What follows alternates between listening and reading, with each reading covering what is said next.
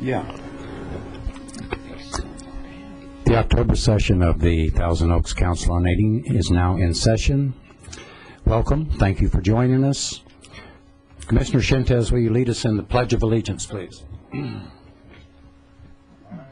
pledge allegiance to the flag of the United States of America and to the republic for which it stands, one nation, under God, indivisible, with liberty and justice for all. Francine, will you call the roll?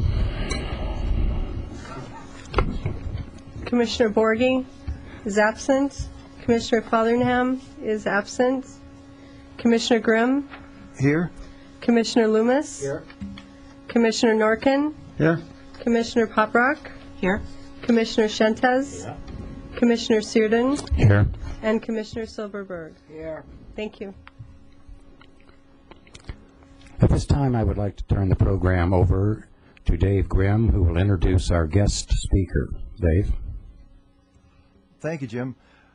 The ability of seniors to move about the Caneo becomes a larger concern as we age. Transportation is intertwined with so many of our activities that we sometimes forget its importance. TO has been progressive in developing a viable public transportation system. One of the primary architects of our system is today's speaker, Roy Myers. Roy has been a part of the TO transportation system for over 34 years. He has served in various capacities and is an encyclopedia of not only knowing the inner workings within the Caneo, such as developing the contracts for dial-a-ride and fixed transportation system, but also as the link among the various systems in our surrounding areas, serving on the boards of Vista, Ventura County Transportation Commission, and the California Small Transit Association. We have invited Roy to update our senior population on the existing as well as the future capabilities of public transportation within and around the Caneo. Thank you for joining us. It's all yours, Roy. Well, thank you very much for inviting me to come before this board. It's a pleasure every time. Right now, what I'd like to do is we'd like to go over some of our transportation network and systems throughout the county of Ventura that also leads into Los Angeles County and all the way up to Santa Barbara. We're going to go through a kind of a brief overview of the whole system, so that you kind of get an overview and kind of an idea of what goes on in transportation throughout Ventura County. We'll start off with this first slide. What you see is basically a lot of the transit systems and the dial-a-ride that we use in Ventura County. We have in the upper right-hand corner, you have the Metrolink bus. Comes in from Woodland Hills. Center point, of course, the center of our whole thing is Thousand Oaks Transit. And in the lower left is Vista, which is the system that runs between all the way from the Warner Center in the San Fernando Valley, and also has a system that runs all the way up to Santa Barbara Goleta. So we do cover a lot of territory, and that's what we're going to do today. We start off with Thousand Oaks Transit. Thousand Oaks Transit has basically been around since 1981, which evolved from a general dial-a-ride system that ran and began in 1974. That system evolved from just the one bus running around the city to 4 routes that we have currently. There are thoughts and studies going on with increasing that system even further. We operate between the hours of 6 o'clock in the morning to 7 in the evening, Monday through Friday. This slide shows you just a kind of an overview of our transit system. There's 4 routes. We have the Gold Route in Newbury Park, which is Route 1. Route 2 is the center point of Thousand Oaks, which is the Green Route. And then routes 3 and 4, one running in clockwise, one running counterclockwise through the main corridor of Thousand Oaks along Hillcrest and Thousand Oaks Boulevard. Over the years, as you can tell, from 1980-81 fiscal year to present, we've been increasing by large amounts. In the past about 5-6 years, we've been increasing by about 20%, 5 to 20% per year in ridership. So some of that coincides with doing a pretty good job in transportation, but the other thing that other part of the equation comes in is the gas prices and fuel prices that we are experiencing. Our prices have remained pretty constant throughout the years. Currently, our adult fare is $1, youth 75, and our seniors and disabled pay 50 cents. And we do have a monthly pass, which is our smart card, which is for our senior population is $20. We also have on that smart card is also electronic fare box system, which allows you to put any amount of money, and it's like a debit card. You just keep reducing that amount as you use the system. It does provide a 10% discount by using that program. Currently provided in the intercity system is our Vista program. Vista has the 101, which runs along the main corridor, 101, from Ventura to Thousand Oaks. The Vista East runs from Thousand Oaks through Moore Park to Simi Valley, with major stops at Moore Park College and stops at the Oaks and also the Simi Valley Town Center. The Vista Caneo Connection is our commuter bus that runs into the Warner Center. Runs both 2 runs in the morning and 2 runs in the evening to assist our commuters in going to and from work. We also have the 126, which also acts as more of a commuter bus, as it runs quite heavy on number of passengers along the 126 corridor between Ventura, Fillmore, and Santa Paula. We also have a shuttle that runs around the college. And then recently, we have the Coastal Connection, which runs from Ventura all the way to Goleta with stops in Santa Barbara and Carpinteria. You'll find the fare on that is quite nice. It's $2 to go from Ventura to Santa Barbara. That system also runs on weekends, so if you don't care for all the traffic and driving yourselves up to Santa Barbara, it's a good way to go. Our Go Ventura Smart Card is accepted on all transit systems in Ventura County. The adult fare is $40, the student is $40, and the senior disabled is $20. Again, that e-purse debit card, you put some dollar amount on that card, your fare is deducted, and you get a 10% discount on that fare rate. Also serving the Conejo Valley is the Los Angeles Metro bus, which is the 161, which runs between our Thousand Oaks Transportation Center and Warner Center in the San Fernando Valley and Woodland Hills. This one runs at different times. It can be as few as 30 minutes and as much as an hour between buses. Depends on the peak hours of the day when it'll arrive. There are schedules on both the internet under mta.com.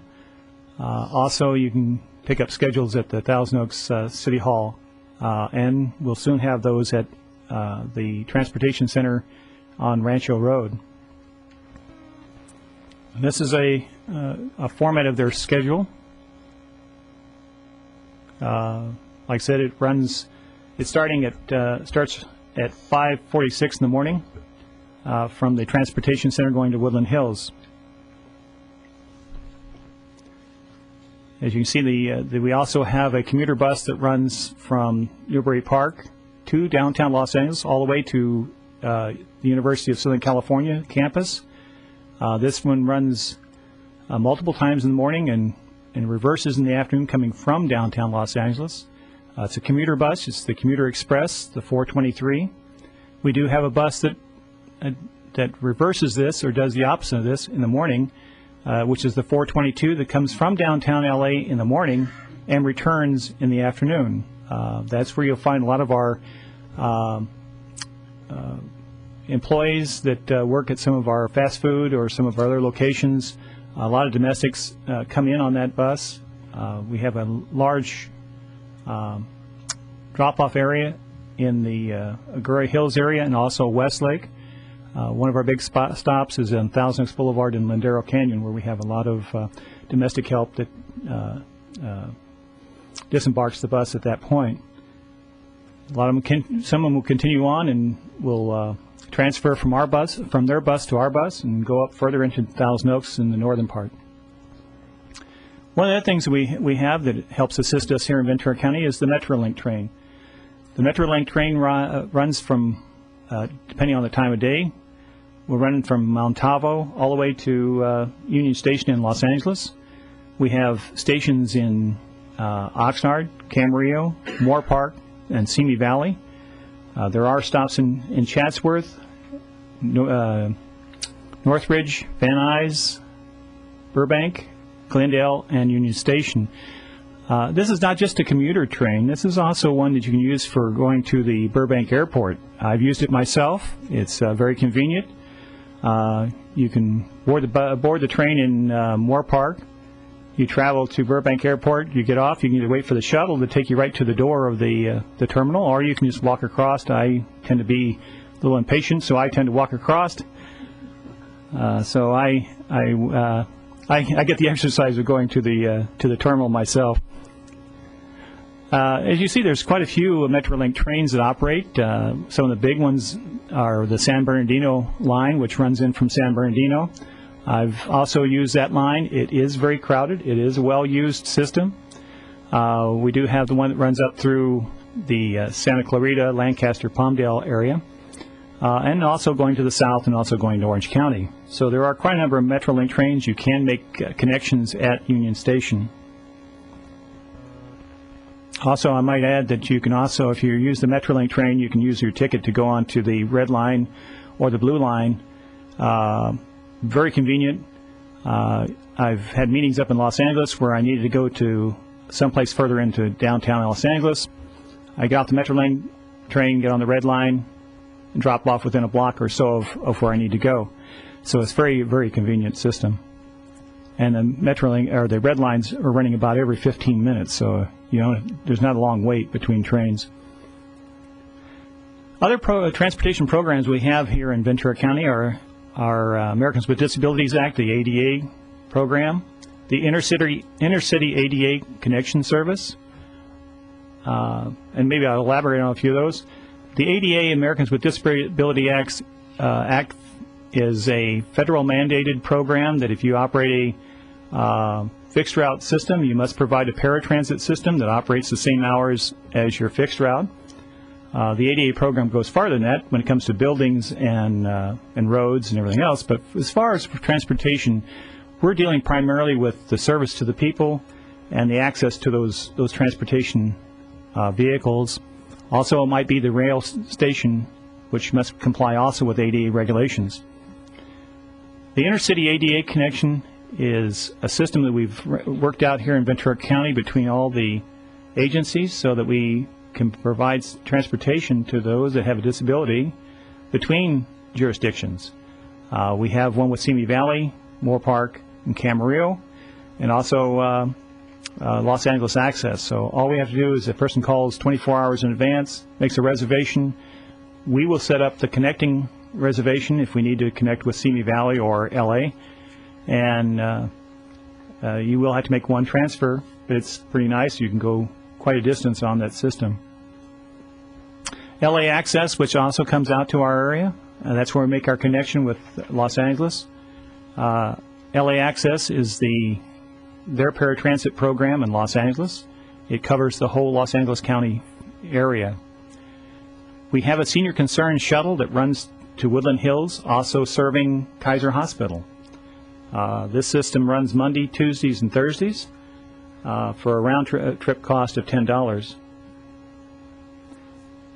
We also have a Ventura County Directory of Senior and Disabled Transportation Services that you can obtain by calling the Ventura County Transportation Commission. I hope to get more copies myself. They are very popular, so we run out of them quite frequently.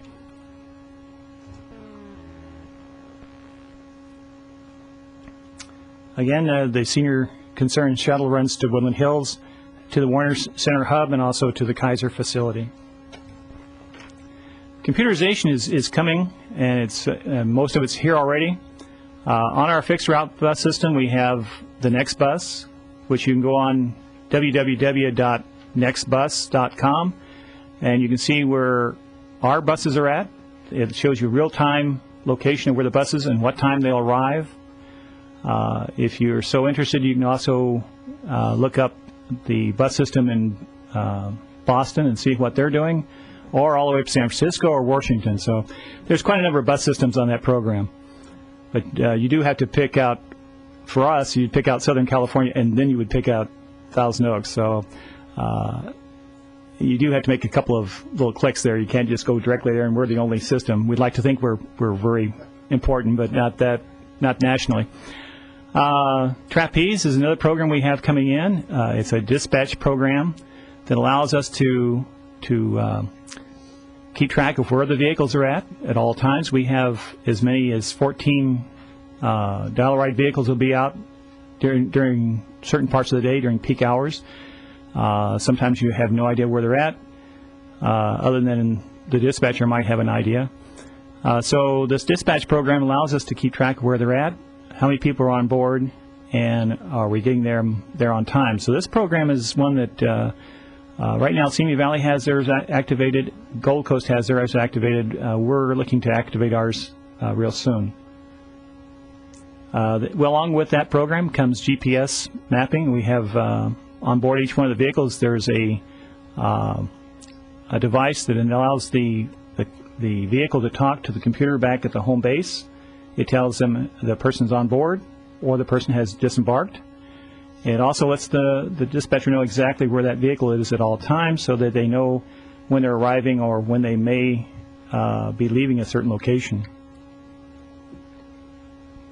We also have as we talked about before, the smart card system, which is a computerized fare-based system. This, we'll go a little further here into NextBus. This is the website for NextBus. As I said, you need to go into first the location, which is California Southern, which is what it says at the top. The agency would be Thousand Oaks, and then you can pick a route. On this one, it has shown Gold Coast, or Gold Route 1. So you put those kind of things in, and it would tell you that it's going to be arriving at your at the destination at the village center. It's in 6 minutes. However, you can also go to a map, and if you see little things like up in the right-hand corner, you see a little green, kind of a little weird little arrow, or there's a red one down in the middle of the lower part. This shows the bus, and it'll show it as it moves through the town. So this is where you can actually track where the bus is actually at all times. It allows me to be able to know if the buses are on route, are they on schedule, and where they're at, if we're having problems. So I can kick on this program and see where everybody's at any one time. Also, to keep our contractor honest, I can go back in time and see what they did up to a few months, or actually almost a year back, to see what they did on a particular day. We have something that we've had for a little while, which is our transportation center. However, we definitely are having some major improvements there. We're building a building at the transportation center. This will allow our passengers to get out of the elements if it's real hot or if it's a rainy day. It also adds one little element that we are working on right now, and that's trying to get a Airbus to come to Thousand Oaks again. We're working with a couple of different providers. We have some interest, but the key product that they asked for is that they wouldn't come to our center unless there was a place for the passengers to sit out of the elements, and that was an indoor system. So we're in the process of doing that. Currently coming to our transportation center is Vista, our Thousand Oaks Transit, Metro, or the Metro 161. The LADOT 422 and 423 are both coming there. And as it says down at the bottom, the future Airbus. The transportation center provides convenient loading and unloading of passengers, very safe. It has a sawtooth type system. It has restroom facilities, shelter, and commuter parking. You'll find that the new building is going to be something very interesting to all. as that this is a LEED building, and the LEED is LEED, which means it's a very green building. It's very ergonomically or very environmental friendly type system.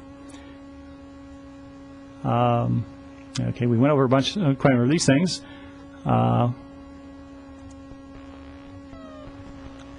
This kind of gives you a rendering of the transportation center building itself. This one, it has the very water limited systems, such as different flow on the toilet facilities. Rather than having one flush does everything, they have different levels. We also have very little need for air conditioning because of the way the building is set up, nor heating. It's set up in a manner that it can pretty well self-sustain without having a lot of other things to keep it warm or cool. Also, you'll find this facility will have vending machines. There are restrooms, and there's waiting area. We're going to have a monitor that will be displaying the next bus when the buses will be arriving. So if somebody wants to see, like you're at the airport and you're trying to find out what time the plane will come in, well, we have are comparable to that on transit. We have next bus, which will show you when the buses will be arriving. So it'll add one more little extra thing that convenient for people to use and see what's going on.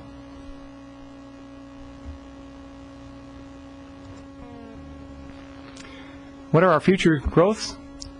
Well, with less space available on roads, the need to reduce congestion and pollution, the increase of fuel cost, and of course all the baby boomers that are hitting the retirement age, we have quite an impact that's going to occur to transportation.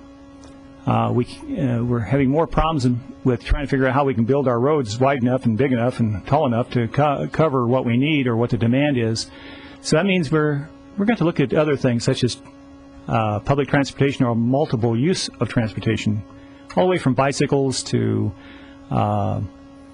walking to something that we've all since somehow got away from, the art of learning to walk from place to place. But also transportation such as our public transportation of Thousand Oaks Transit, Metrolink, all of our public transportation facilities. As those grow and our population grows, we'll see a greater usage and a less dependence on individual driving a single car. What are some of the new items we have? You may have already seen it out there. We have a new low-floor buses. That means the old-fashioned buses where you had to step up into the bus are no longer. Most cities are doing away with those. You'll see those slowly disappearing. We're now going to buses that have the floor that is just above the level of the curb. So you walk right from the sidewalk right into the vehicle rather than stepping up. This also provides a very easy access for wheelchairs because the ramp just goes out, and rather than being lifted up or having to go up a steep ramp, this one is straight across from the sidewalk right into the vehicle. We're looking at adding additional services at the transportation center. We're constantly looking at new locations to put bus shelters so that we have more area that our citizens and our passengers can get out of the sun or out of the rain. We're also looking at development of new routes. We've had one study. We'll probably do a follow-up on that one. As we talked about before, computer dispatching is in its beginnings. And we're also working on enhancing the dial-a-ride system so that we have a better on-time performance. We're working very heavily on that. We just had a meeting with the contractor today. We're also out currently with a request for proposals from a multitude of different agencies, or not agencies, but contractors that have shown a great interest in wanting to provide our program. So we're looking to greatly enhance and make the dial-a-ride system more efficient. So we should see changes occurring over the next quite a few months. Other than that, there are some contact numbers. Up on the board, you'll see the Metrolink's phone number, also their website, Thousand Oaks' phone number, website, the Vista dial-a route number. And that dial-a route number you can call and find out any bus system in Ventura County or Los Angeles County of where they go and what buses you might need to use to get to a certain destination. And very lower end is the dial-a-ride number. It doesn't show well up on that one screen, but then let me give you the number. It's area code 805-375-5467. So I'd like to thank you for inviting me, and I'll open it up for questions. Yes. Thank you very much, Roy, as usual, for a informative presentation. And I've been on the council for a while. I've seen how the system's grown. So the city deserves compliments for that. I understood that if you can get to Woodland Hills, and there must be a way, you can actually, as a senior, for 75 cents, go all the way on a line that goes to North Hollywood and then all the way down to Long Beach for 75 cents each way. Have you heard about that? There are some systems. What you're looking at is transfers between systems. Getting to Woodland Hills, one, you can use either Vista or you can use the 161 bus. Also the 423, which is in the morning, the commuter bus, you can also use that one to get to Woodland Hills. Once you're there, you can use the orange line that gets you all the way to the where the blue line or the red line connects. And the red line, it goes to LA. You can switch from that one on over to the blue line, which takes you right down to Long Beach. So, yeah. Those are all, they will take switches, but once you're on those blue lines and orange lines, those are pretty express buses. Those move along, especially the rail ones. The rail ones move real quick. I've utilized the red line, not so much the other ones, but I've used that one, and it going from the lower part of downtown Los Angeles to Union Station in about less than 5 minutes. I mean, if you take the bus, it's going to take you about 20. So it's quite a bit faster. Any other questions?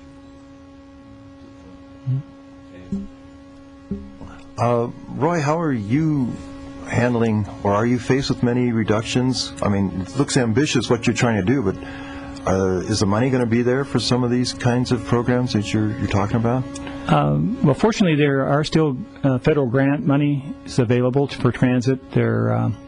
We are also seeing some Homeland Security funds. They fund different items. One of those things is we've got a Homeland Security grant that's coming now for cameras to put at our fueling station at the Municipal Service Center. Our next phase will be putting cameras in the parking lot. At the new building we're going to have, they have cameras around the building that also look out into part of the parking lot. Our next phase is to put the cameras actually in the parking lot over on the stands, the light standards above the parking lot, so we can see everything that's going on. We're also looking at some things that Simi Valley is looking at now, is putting cameras on the buses themselves to make sure to lessen graffiti and stuff. So anything that deals with the Homeland Security deals with safety and security. Then you have funds that fund capital items, such as the iced teas and all these great abbreviations that the feds come up with. And also, as we pay for the gas, there is a sales tax on gasoline, and 1/4 of that comes to transportation. So, as your gas prices have gone up, so has the kitty, and that's one of the areas that the governor was rating to help offset, because of course, with the price of gas going up, those funds went up a little bit. So, yeah, there is money available through either the Transportation Development Act or grants, or there's different things out there. You just have to keep an eye out and look around for them. There's always different ones coming up at all times, so you just have to be aware of where they're at. Mm-hmm. One time, Roy, as I recall, the Area Agency on Aging had vouchers or something that they were using. I don't know, maybe it was just East County, Have we ever had access to those, to that type of? You mean a voucher? What we For a voucher that they give to seniors for the bus. for a ride or For a ride, oh, yeah. Yes, that's actually funded through the Older Americans Act. Yeah. And unfortunately, this year there wasn't, or at this point there hasn't been an allocation.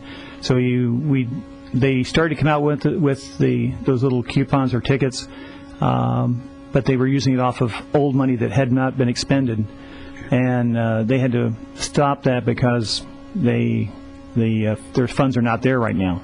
But as soon as those funds kick in again, they will bring those back again. That's the assurance I have from the Ventura County Transportation Commission, that as soon as the funds from that come down, they will reissue tickets. Yeah, just a follow-up, if I could. Dave said, mentioned again funding, and related is the current budget that's been signed by the governor. Are there any impact from that? Those funds? You're going to see some impacts on some of the larger, like Los Angeles, and they're going to have some major impacts because of, like I said, there was some siphoning off of some of the monies, borrowing of monies from transportation to help offset the deficit. We're a smaller enough agency that the impacts are going to be very small to our transit system. But some of the larger ones, like San Francisco or Los Angeles, and some of the ones that receive a large amount of money from them, will see some impact. So there will be some impacts felt across the board, but it just depends on what size you are and how much money you're depending on from the state. And one of the other things you mentioned about vouchers, there is a program called vouchers that LA uses. I've already looked into that for our area. Unfortunately, it doesn't work as well because you need a lot of cab companies to be involved, and you use them you use the market system that whoever provides the best service will get the clientele. Well, that's why they work voucher systems in LA. The person pays a certain amount. They get so many vouchers. They can use any cab company that they want, and they provide service to and from wherever they need to go. Great for evening type services, but unfortunately, Thousand Oaks, we're not blessed, or maybe it's another way around saying we're not as impacted as LA, having 20 or 30 different cab companies.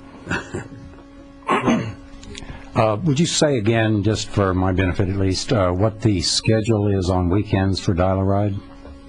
Dial-A-Ride operates on Saturdays from 9 to 5, and from on Saturday or on Sundays from 8 to 4:30. Okay, We moved that Sunday and Saturday used to have the same hours. We changed that because we had more demand for church services. Yeah. And we had less demand for evening, so we lessened it a half hour in the evening and increased it by an hour in the morning. Good deal. Any other questions? Thank you very much, Roy. Appreciate you updating us again on this ever-evolving transportation issue. We'll have you back again. I look forward to it. Thanks very much. Now is our time for public comments, and we would like to invite Michelle Bunn up to the podium. And Michelle is from Lutheran Social Services of Southern California. Welcome, Michelle. Hi, thank you very much. We are currently expanding our senior programs throughout Southern California. Right now we have 74 ministries in 21 locations from Santa Barbara to San Diego. And as we increase and grow as a Lutheran organization, we would like to include the cities that we're already in first. Right now in Thousand Oaks, we do a lot of work with the homeless. On Moore Park and Hillcrest, our office is located, and I'm sure you know where that is, and I'm sure you've seen our gathering outside of our building. But that's really only about 10% of what we do there. We do a lot of rental assistance, anything that we can help people through this economy struggle right now we're trying to do. And we'd also like to open that up to the seniors as well. Right now in San Diego and our Long Beach areas, we have a program called Caring Neighbors, and we do minor home repairs, so grab bar, leaky sink, and then other things like getting people to their doctor's appointments. So a lot of the things that we've just mentioned here today for transportation issues are obviously a big problem, and we at Lutheran Social Services are trying to do our best to help that situation as well. So we have volunteers. They don't have to be Lutheran, and we don't have to be Lutheran to help you either. We try to help as many people as we possibly can and involve as many people in that process. But through that program, we are trying to get seniors back out into the community and make sure that they feel comfortable and safe in their own houses. In Simi Valley, we are applying for a CDBG grant to get money for program startup in Simi Valley. We've had programs in Simi Valley in the past, and it really just depends on funding. Right now we have quite a bit of funding for the Thousand Oaks area, so I'm looking to get funding for Simi Valley, Oxnard, Ventura, Moore Park areas to increase our overall support. That's pretty much what we're doing. We haven't applied for anything in Thousand Oaks right now. I just wanted to come and learn more about this council and see what help I could get from you all and just have your encouragement. Is there any questions? Anyone have a question? Yes, Dave. I'm sorry, Susan. Go ahead. Thanks, Jim. I have a question about your home repair program. You said that's volunteers. Right. We have, usually in our locations, we have a volunteer coordinator, which is one paid position, and then through that coordinator, they recruit all of our volunteers. So really the only cost that it would be for us is to buy the things that they need in their homes. So something to fix the linky sink, or if they need a grab bar put in, then, everything that goes into the work for that, but the labor is at no charge, and everything else is at no charge besides just the utilities. That sounds like a wonderful service. One of the pieces of information that's come to us as a council has been that inviting people into their homes to do work is something that is of concern to the senior community. That's what we've felt in the past too. But most of our volunteers do come from our churches, and we don't send someone to the house that we wouldn't want in our own homes. And that's what I meant. I think coming from an organization like yours, then the people would be much more comfortable having. And we do have a lot of credibility throughout all of the United States, and in Southern California we've been here for over 62 years. So we were created by the Lutheran churches in the 60s, and we're really here to serve the community as much as we possibly can. Well, I'd like to invite you to join, seeing as you want to know more, to join one of our subcommittees that we'll be talking about later, and it specifically relates to assistance in the community, and we'll introduce you to some people there, and I think that the knowledge and the services that you can bring would be very helpful to us. That would be great. Thank you very much. Thank you. Do you have liability issues about some of the repair work that you're doing for free? Through Lutheran Social Services, we do have liability insurance, but as to my knowledge, I don't know of any liability issues that we have had in the past. I'm sure that there has been some. I can't say that there have not been any. I am just not aware of them. Any other questions? Thank you very much, Michelle. Thank you. And I am the fundraiser grant writer, and I do a lot of PR for Lutheran Social Services. So if any of you know of any foundations or specific ways that we can get money to help your community, I would love to talk to you one-on-one after this meeting. We are also having our annual walkathon November 8th at California Lutheran University, and it'll start at 9 a.m. to 12. We'll gather and walk as a team to show our support for Lutheran Social Services. This is a big fundraiser, and all over Southern California we have walkathons and phonathons every year. So, yes. You want to give contact information? Oh, sure. Our website is www.lsssc.org. So Lutheran Social Services of Southern California.org. You can Google us and find us on the web. You can also come to our office in Thousand Oaks at Hillcrest and Moore Park. Our headquarters are in Orange County, and I am an employee of the Lutheran Social Services Foundation. I do not work for the agency. So you can contact me either at the Thousand Oaks office or at our Orange office. Thank you. Thank you very much. Now it's time to go to our committee reports, and our first committee is Health. Commissioner Poprock, have you a report on health?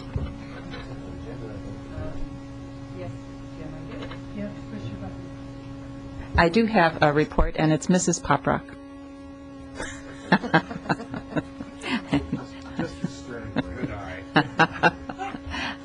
Well, good afternoon, everybody. I have some interesting information for you this afternoon. First, I'd like to remind everyone about the second annual Senior Expo of Ventura County. It's going to be on October 15th. At the fairgrounds in Ventura County from 10 a.m. until 2 p.m. It's a health promotion event, and for persons 60 years and over, it includes a delicious lunch, an optional flu shot, an array of health screenings and assessments, exercise demonstrations, and many, many health, wellness, and recreation exhibitors are going to have products and services there. Entertainment will be provided by Jack Benny impersonator Eddie Carroll and Seniors of Note for your dancing pleasure. So the entire cost is only $5, which includes lunch and parking, and it's we're looking forward to having over 500 people there. So we hope we see you there. Now it's flu season. Officially started as of today, and the CDC says, that's the Center for Disease Control, that taking these simple steps will help protect yourself and others from the flu. First, take time to get the flu vaccine. It's the best way to protect yourself, and this year there is abundant supply. Second, make sure to take those everyday actions that can help stop the spread of germs, such as covering your nose or mouth with a tissue and washing your hands often. Remember to stay away from others if you're sick, and try not to touch your eyes, nose, or mouth since germs spread this way. If you do get flu symptoms, there are antiviral drugs that can treat flu. These prescription drugs should be started within 48 hours of getting sick, so be on the lookout for symptoms, including a fever, headache, extreme tiredness, dry cough, sore throat, runny, stuffy nose, and muscle aches. Equally important is to get your pneumonia shot if you haven't had one. Bacterial pneumonia is often a complication of flu in those over the age of 65. So get your pneumonia vaccine if you haven't already. And encourage your families, especially if you have grandchildren over the age of 6 months, to get immunized. The CDC has made children a target group for immunization this year, and please encourage your families to do that. And finally, just wash your hands. Cleaning your hands regularly throughout the day can help keep you out of the doctor's office and the emergency room. The CDC routinely says that washing hands is the single most important way to prevent the spread of illness, including colds and flu. And the center has actually published what a proper hand washing technique is, which is to wash for at least 15 to 20 seconds, let warm water run over your hands before you add soap, rub your hands together to get a lather, cover the back and front of your hands with soap and under the fingernails and between your fingers, rinse well under flowing water, and then use a clean towel to dry. If you aren't able to wash your hands, carry that wonderful gel with you. And when to wash. I know that people think they know when to wash. However, before making food, before eating, after going to the bathroom, after petting animals, when your hands are visibly dirty, and when you or someone nearby is sick. A recent survey of over 900 adults showed that hand washing is slipping in America. We got a grade of C-. Even though 56% of the respondents knew that regular hand washing is seen as the best way to prevent colds and flu, 39% said they never or seldom wash hands after coughing or sneezing or before eating lunch. So be careful when you're shaking hands. Flu shots. Flu shots are free if you are covered under Medicare Part B. They must be given every year because the viral strains change each year. If you have Medicare Part B, both flu and pneumonia vaccine is available and free to you. They really don't cost a penny, and they are lifesavers. Don't take unnecessary risks. get your shots today. Pneumonia shots can be given with the flu shot or at any time during the year. They're usually only given once. That's not an annual requirement. And the best time to vaccinate is October through November. However, the flu seasons have been elongated the last couple of years, so getting your vaccine anytime is good. There are flu clinics that actually are starting today. Long's drugstores in all locations throughout the Caneo at various times, starting actually from 3 to 7 p.m. today at the Long's in Westlake Village. Call the Long's closest to you for other times and locations. Costco also various dates and times throughout the next couple of months, starting on October 4th at 10 a.m. The Global Senior Adult Center on November 15th from 9 a.m. to 3 p.m. Atria Hillcrest on the same day, November 15th, from 11 a.m. to 3 p.m. And at the Senior Expo at the Ventura Fairgrounds on October 15th from 10 a.m. to 2 p.m. In addition, Ventura County Public Health is offering a free health risk assessment to adults 50 years of age and older. That assessment includes blood pressure, pulse, height, weight, hemoglobin, cholesterol, blood sugar, counseling about your health concerns, information and resources to promote health, and is by appointment only. If you are interested, please sign up at the Global Center.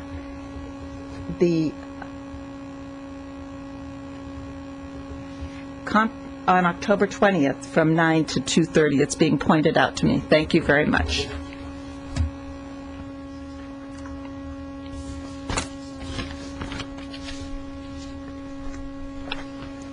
Thank you, Mrs. Poprock.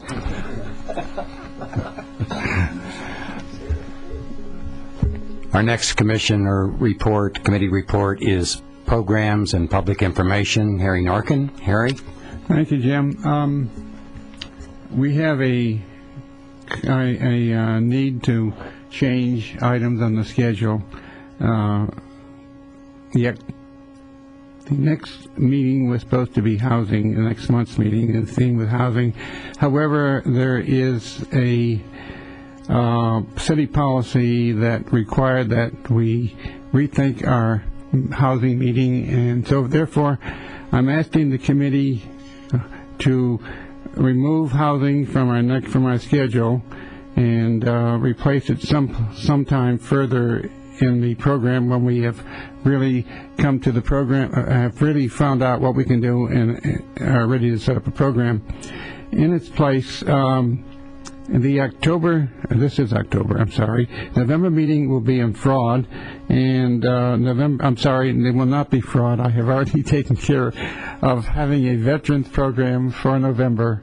Fraud will be in December, and public information will be in January. And at that time, I think we'll have our problems taken care of so that we can insert the housing program somewhere in that program.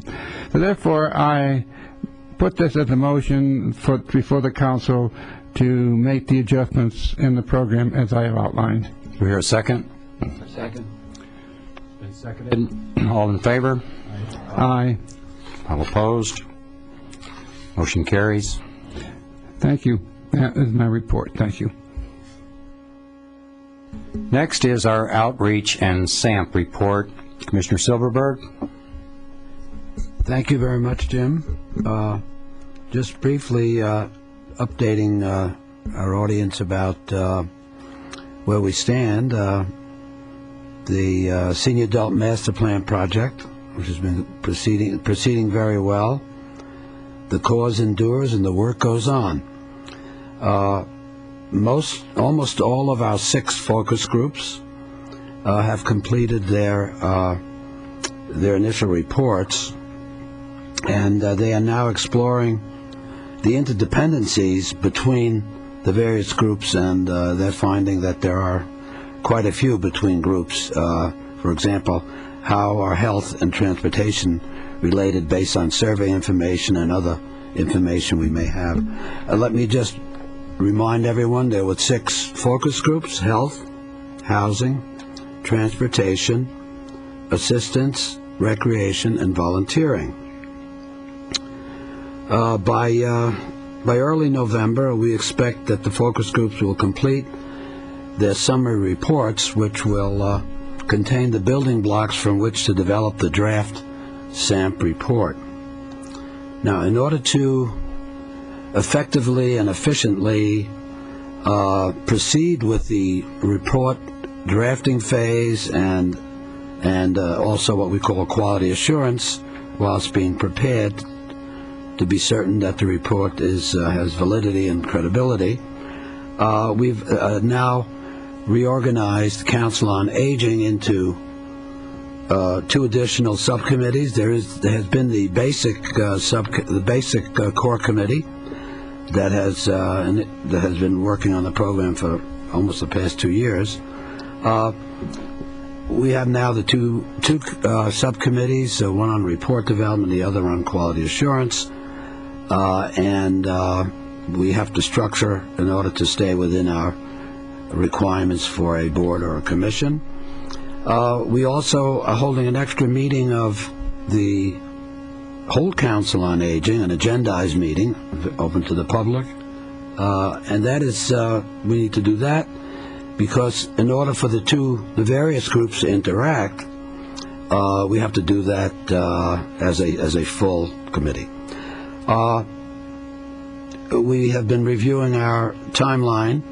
We've made some modifications. I've told you about some of them. There's an item that'll be coming up in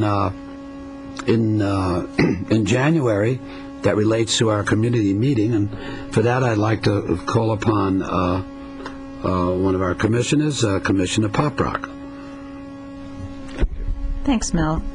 Even though we received a tremendous amount of information from the over 1,500 surveys that were returned to us, we found some gaps that we want to try to fill, and in order to do that, we are going to be hosting 2 community meetings in January. One probably toward the middle of the month. We're looking at the dates of January 15th, which is a Thursday, and January 17th, Saturday, for those meetings. The idea behind them is to sit down and have discussions with community members who can fill in those gaps of information that we've already identified. So we're looking forward to that, and with the conclusion of that, that should give us all the information that we need then to start writing our report for the City Council. Thank you, Susan.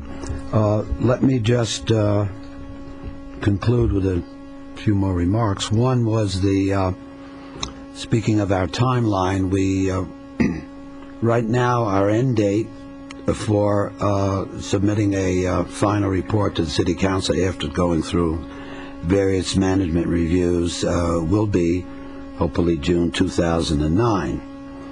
And at this point, I want to recognize and the entire Council and want to recognize and thank our advisory committees, volunteers who work on their normal jobs but spend quite a few hours a month with us, putting the elements of this report together, and so we are certainly indebted to their dedication and commitment. And I'd also would like to the thing is that the committee now has taken on a sense of ownership of the report, which means do not get in their way, because they know what they have to do, and it's the ball is certainly in their court. I also would like to thank my fellow commissioners who are enduring on the project, and as well as our new commissioners who have joined us. And the good news is that all of the commissioners are now involved. The entire commission is involved in the SAM project. So again, we appreciate that much, as we always do. Our associate analyst, Francine Spriggle, at the helm, helping us get through. Thank you. Thank you, Mel. Harry has something he would like to discuss back on public information. Harry? Yes, thank you, Jim. I forgot to bring up the fact that the Senior Services Directory should be redone this year. The problem is that the city has not allocated any money for the publication of that directory, and therefore, in order to put the directory out, we will have to solicit funds in some manner. Now, I'd like to have, at our next workshop meeting, a discussion on how we can do that. In other words, how do we charge, and what will we charge, and how will we handle it? And I think that it's not an agenda item for today, but it should be something we all think about at our next workshop meeting. Thank you. Legislation is the next item on the agenda. We will have an updated legislation report in November. Our chair of the legislation committee was unable to be here today. So we'll move on to... Jim? Yes, just a second. Yes? I'd like to present something on legislation. Oh, very good. Harry? On July 30th of this year, the President and Congress signed into law the Housing and Economic Recovery Act of 2008. This law made a number of changes to the housing and mortgage industry. One item that was rarely discussed is the effect that this law has on reverse mortgages. Now, reverse mortgages are a way of seniors to take money out of their homes and use it for their everyday living expenses. That's why I'm bringing it up now. Reverse mortgages has come a long way since 1961, when Deering Savings and Loan extended the first reverse mortgage, an act of kindness that today continues to offer a helping hand to seniors in need. The reality in this country is that our home represents the largest asset for most people. Even as real estate values declined from inflated highs, the median home value in Ventura County still exceeds $400,000. Given the tremendous wealth tied up in real estate and the continual rise in cost of living, a home must be considered as a tool to supplement retirement income. The three key changes in this law include reduction in loan costs. Loan origination fees will be capped at $6,000 compared to $7,255 or higher. Fees will be calculated at 2% of the first $200,000 of home value and then 1% of the value that exceeds $200,000. It is recognized that loan fees are a deterrent for reverse mortgage candidates and that these changes will help to alleviate this obstacle. Often overestimated is the cost structure of these loans is the cost of comparable options to improve your cash flow. Selling your home and downsizing may be a good option, but consider that real estate fees, closing costs, and moving expenses can cost you up to 8% of your home's value. The amount of money you receive is mostly based on age, interest rates, and home value. In Ventura County, if your home is worth more than $362,790, the value above this amount is not considered due to federal housing administration lending limits. Whether your home is worth $370,000 or $600,000, current limits allow you to borrow only a percentage of $362,790. The new law will increase the spending limit to $417,000 nationwide and up to $625,000 in areas that FHA will define as high cost. The estimated impact will increase the dollars available to reverse mortgage borrowers between 15% and 70%, depending on your home value and how these limits are implemented. Purchase a home with reverse mortgage. For seniors looking to relocate or downsize, this feature will now allow you to purchase a home without taking on a new mortgage payment and without having to sink all of your cash into the house. The idea of spending the rest of your retirement years making mortgage payments can be quite daunting. Many times that cash can be used to help better afford cost of living increases, maintaining the house, and enjoying retirement in a way you had envisioned. These changes represent the continued road to making reverse mortgages as mainstream as your 401k. As with any program, this does not work for everyone, but most people should at least understand the facts on how this program works. Our lives can change quickly, and being prepared is the key. One caveat: there's a lot of scams out there on reverse mortgages, so be careful with whom you sign on and make sure you know the company you're doing business with. Thank you. Thank you, Harry. Okay. So we'll move on to fraud. Martin, do you have anything? Yes. I'd like to bring a computer virus to your attention. I want you to be on the lookout for emails spreading malicious software, sometimes called malware, which mentions FBI versus Facebook. The email directs the recipient to click on a link to view an article about the FBI and Facebook. Once the user clicks on the link, the Stormworm malware is downloaded onto the internet-connected computer, causing it to become infected with the virus and to become what is called a Stormworm botnet. A botnet is a network of compromised computers under the control of a single user, and they are typically set up to facilitate criminal activities such as spam email, identity theft, denial of service attacks, and spreading similar malware to other computers on the Internet. The Stormworm virus has capitalized on various holidays and fictitious world events in the last year by sending millions of emails advertising an e-card link within the text of the email. Be wary of any email received from an unknown sender. Do not open any unsolicited email. Do not click on any of the links provided. If you have received this or a similar email, please file a complaint with the FBI at www.ic3.gov. Thank you. Thank you, Martin. Our next report is on disaster and emergency preparedness. Leonard? Thank you, sir.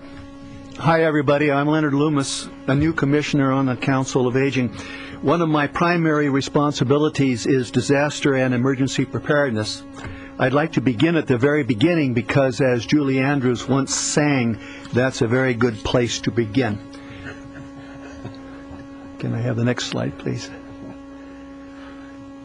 Over the next several months, I'd like to give you some ideas about how to do all of this. Today, let's just spend a moment with what I think is the most important topic, protecting important papers.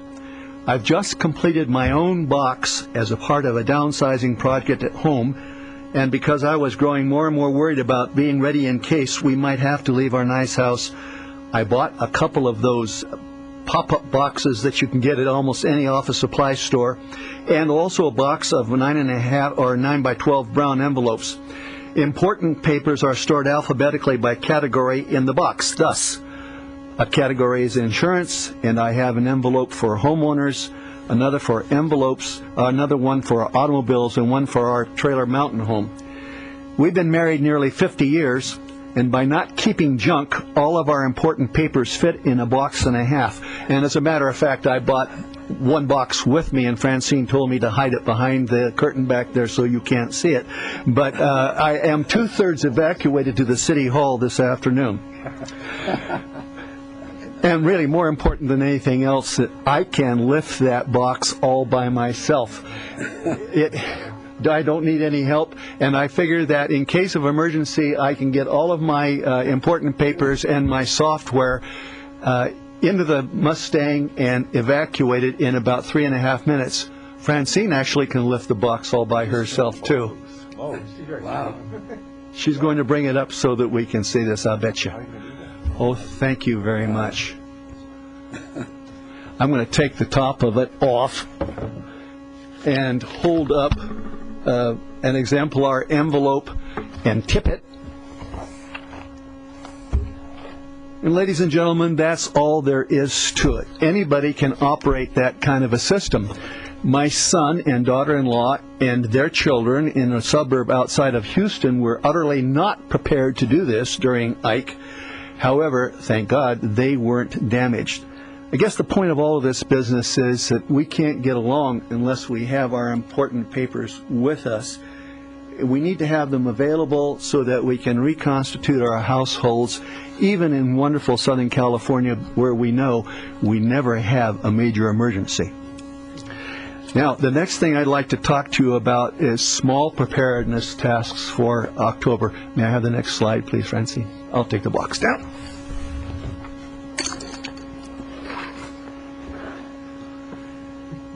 This short list of little things leads to much bigger problems if it isn't taken care of. Health preparedness is a must, and the 2 injections that you see at the top of the list are the most important things that you can get done. You heard Susan Poprock talk about flu and pneumonia shots.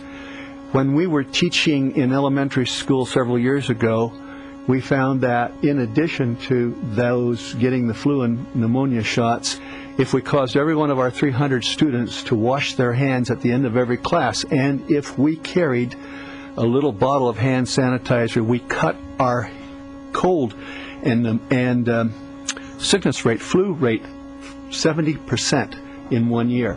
Just washing your hands and getting your shots. Another thing that we all need to do is get somebody to change the batteries in your fire detectors. This is really, really important. As we get older and a little bit more inflexible, reaching up toward that fire detector gets to be kind of a pain in lots of body parts that we would rather not mention. But it's easy to do, and we shouldn't neglect it. We're getting ready for the time change. That's when we characteristically do it. Another thing is, I am the world's clumsiest person in the whole world. In fact, I was an all Northern California linebacker because I am so clumsy, I fall at the drop of a hat. Dallas Rain says it's going to rain on Saturday. That means things are going to be slippery. And slippery is really bad for some of us because slippery leads to a fall, and fall leads to something broken, and that we want to avoid if we can. I was talking to my dentist the other day. He had some hip surgery, and his kids said he was terribly uncool at age 42 because he had to walk around with 2 canes. So I have a cool thing that we all can use for lots of purposes. And Francine, if you can give me back my on camera.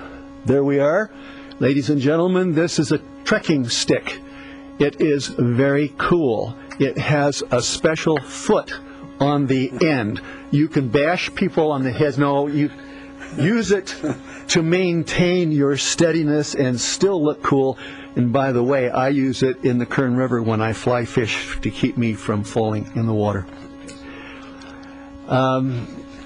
And that's all I want to point out to you. Over the next couple of months, we're going to talk about other things that we can do so that we feel more in control of our lives and so that we don't let a disaster or an emergency get to us. Thank you. Thank you, Leonard. That was terrific. Now we move into our liaison reports, and I'll turn this over to Mel Silverberg. Thank you, Jim. I'd like to just give everyone an update on what's happening in the county at the County Area Agency on Aging. And we just received information with the governor signing the new budget on September 22nd. The impacts on the aging programs appear to be fairly drastic. And whereas I won't go into a lot of details, but it appears that the program has, and I'll just read a few notes from a letter I received from the director of the agency, Victoria Jump.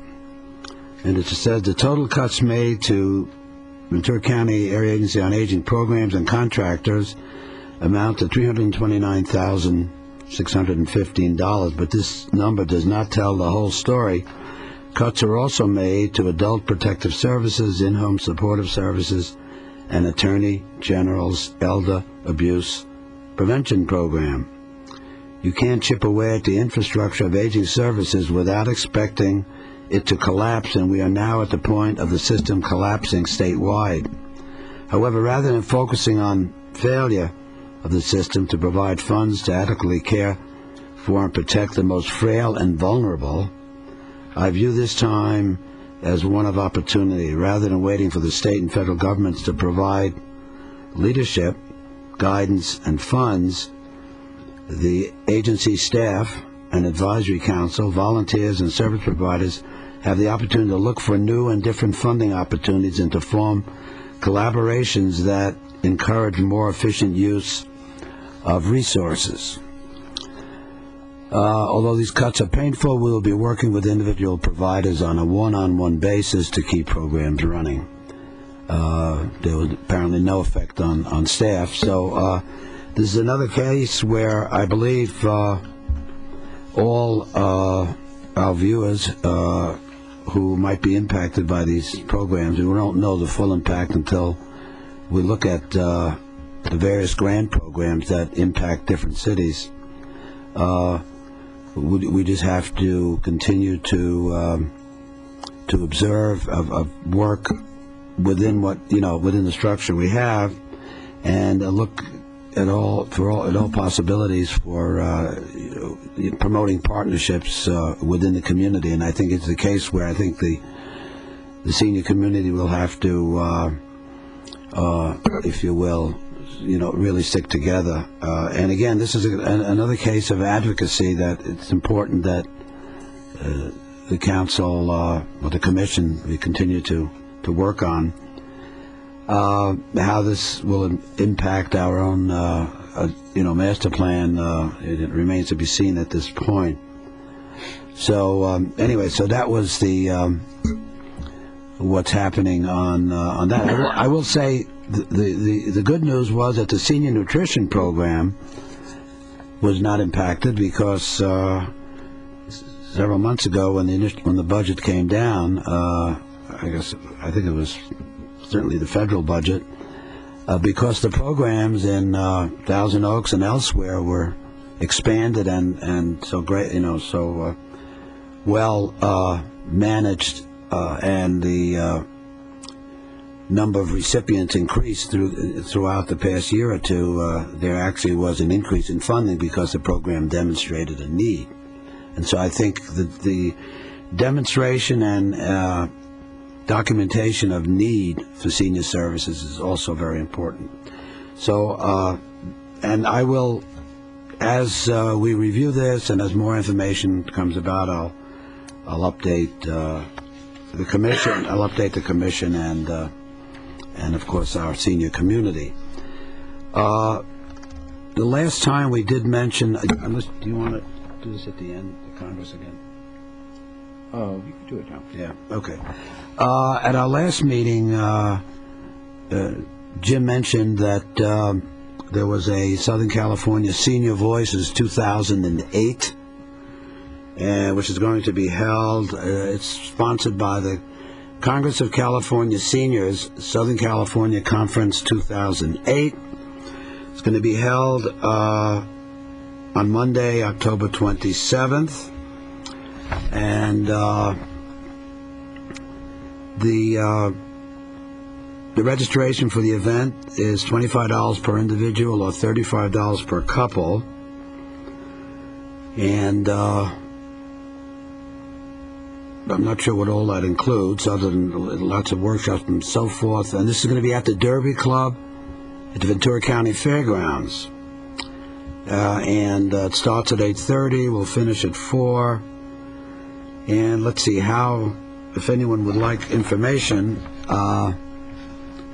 I would recommend the following phone number: 800-543-3352, or on the internet, www.seniors.org. And this will be on October 27th. And it seems to me that more of these senior get-togethers and conferences that will look at, the dynamics of the changing senior situation was probably a good idea, and hopefully some of our commissioners will be able to get there and perhaps we can pick up some good information from there. Let's see. I'm done with Ventura County Area Agency on Aging. I would now like to invite Andrea Koval from the Global Senior Adult Center to give us her monthly report. Thank you. Well, good afternoon and officially happy fall, even though we're over 100 degrees today. I wanted to just touch base on a few things that were brought up by everybody this afternoon, and that is the Senior Expo at the Ventura County Fairgrounds, October 15th. You mentioned it's $5 and does include lunch and for those getting flu shots and a variety of different things. Also, if people call in, we are not going to serve lunch that day at the Global Senior Adult Center at the Marquee Cafe. So they can call in and make a reservation, and there will actually be transportation to the fairgrounds. And also, this wonderful program with the $5 is a fundraiser for our senior nutrition lunch programs, snacks throughout the county, so it does benefit everybody in the end. And a number, if they want to make a reservation to go there and have the lunch, and for transportation, they need to call area code 805-477-7311. And if there's any problems with that, I'm sure they'll let us know, and we'll give them another number. So I definitely want to make sure that everybody understands that, so you can actually have some transportation from Thousand Oaks area. Also, with the flu shots, as Susan was pointing out earlier, ours will be November 15th from 9 to 3. And those with Medicare Part B as your primary insurance, the shot is free. Just because you might have Medicare Part B and a supplemental, it would not be free. Medicare Part B has to be your primary insurance. And otherwise, the flu shots at the center will be $30, and we will also have the pneumonia shots available as well. Oh, how do you actually check that? What does one need to bring with them to make certain they're approved? Their Medicare card. That's it? But if they had the Medicare card and had something else, how would you know that? They have to fill out a form. Ah, okay. So we trust them to do that. Okay. Yeah. I had a question. Yes. Because I was going to ask it during Commissioner Poprock's presentation. What is the limit on a pneumonia shot? Is it is it lifetime? No, pneumonia shots are not lifetime. It's been changing, like from every 5 years or 8 years. It depends. The people giving the shots they actually go over that with people. So if somebody asks, they'll ask them when they thought their last pneumonia shot was. And there hasn't been any problems with that. Most people get their flu shots there, but it's probably maybe about 20-25% of the people that come through actually get their pneumonia shot as well. But it is available, and it's just first come, first serve. And since there's plenty of antibodies, trying to think of what it's called here. Anyway, there's plenty of shots to go around, so you don't have to crowd and be in line for 2 hours. Just come when you get up sometime between 9 and 3. Otherwise, you'll end up waiting. All right, some other good things, too, that was brought up was the preventative health care, and that is October 20th, and you directly call the Global Senior Adult Center for those times, and all the items that Susan Poprock went over does take about an hour to an hour and a half, so you actually get a pretty comprehensive visit, and if you have concerns or if they have concerns, they'll actually help prepare you and make sure you have the right questions and everything in order for when you do go see your doctor, because we all know we get kind of hurried and rushed in and out, and then we forget things, and by the time we get home we're like, oh darn, I forgot to ask them. So it's a good way to also be able to prepare yourself for the doctors. And you can bring in all your medications as well, because they'll go over your medications for any interactions or how you've been feeling with them. So it is a really neat program, and it's for those that are 50 and up. So their grant has lowered the age on that. So it's a good thing to come to. Now for the fun stuff. We've had some really cool things take place at the center. We currently have a shade structure over the patio, so our patio is a little bit more comfortable to use, and we're still in the stages of upgrading back there, but we do have shade, which is very, very nice. And we just put in a putting green, so we have a synthetic putting green out back with 4 holes. And there's a little bit more work, but it is usable, so that's kind of fun and interesting. And those, just for people out there that don't know, the Global Senior Adult Center does have its own nonprofit board of commissioners. So with the funds that they raise over the years, has funded those projects, as well as 8 new computers for our computer room, all hooked up to internet, and to a wonderful Eagle Scout who then made great countertops and a cabinet and whatnot. We have a really nice looking computer room now. Coming up this month, we have Dr. Bresky. That'll be on October 13th from 6 to 8 p.m. He's going to talk about brain tune-up.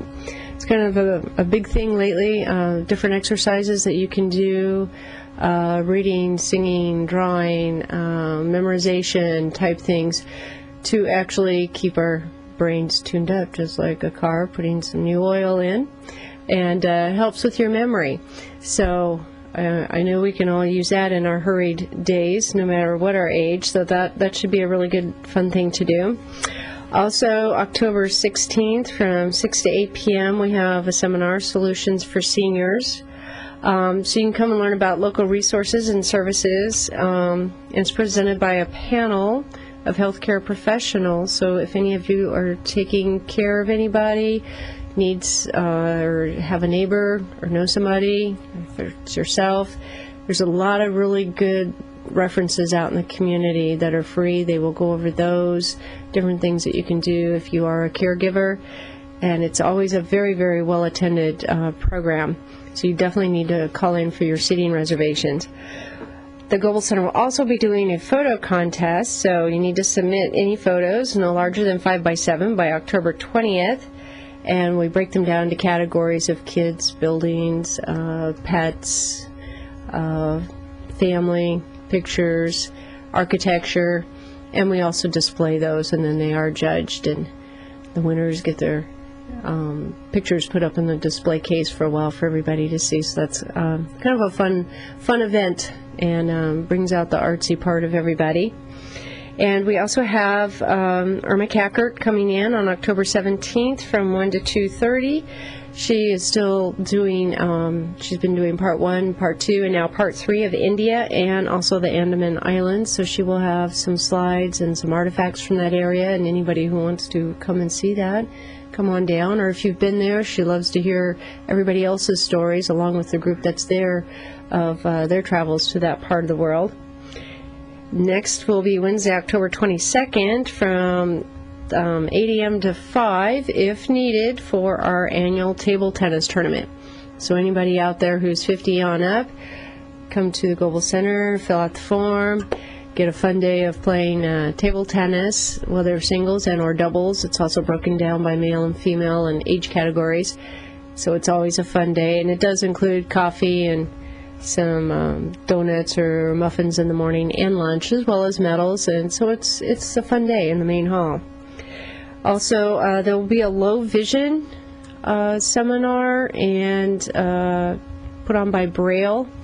They will have a variety of different people there with some different devices that can be used, and also some special speakers talking about things that happen to our eyes as we get older, and if there's different things that you can do and what to look for, and to make sure you get your eyes tested. But it's always a very good day for that, and that'll be on November 7th from 9 to noon. And if you need more information about that, you need to call area code 805-983-3324. And also November 8th, we are going to have our holiday craft bazaar.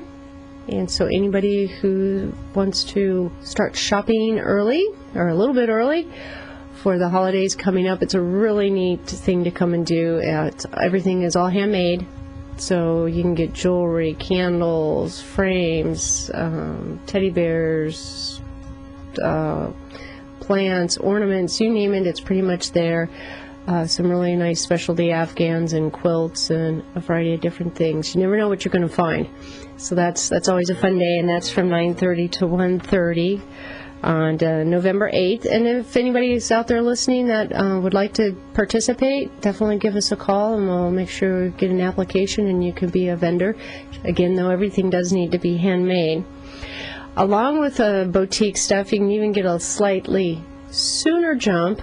The Retired and Senior Volunteer Programs Boutique is going to do their own special sale before that from October 27th through the 31st. So all their handmade items and all their goodies will be on sale, and any types of cards you want are only 50 cents. So those are the best things, all your different greeting cards. So come to the center for that. And I think I've covered just about everything. Is there any questions on any of the information? If you're going to do seating reservations or need more information on any of this stuff, just definitely call the Global Center at 805-381-2744.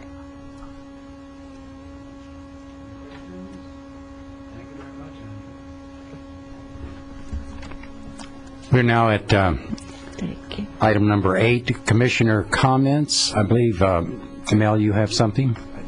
Thank you, Jim.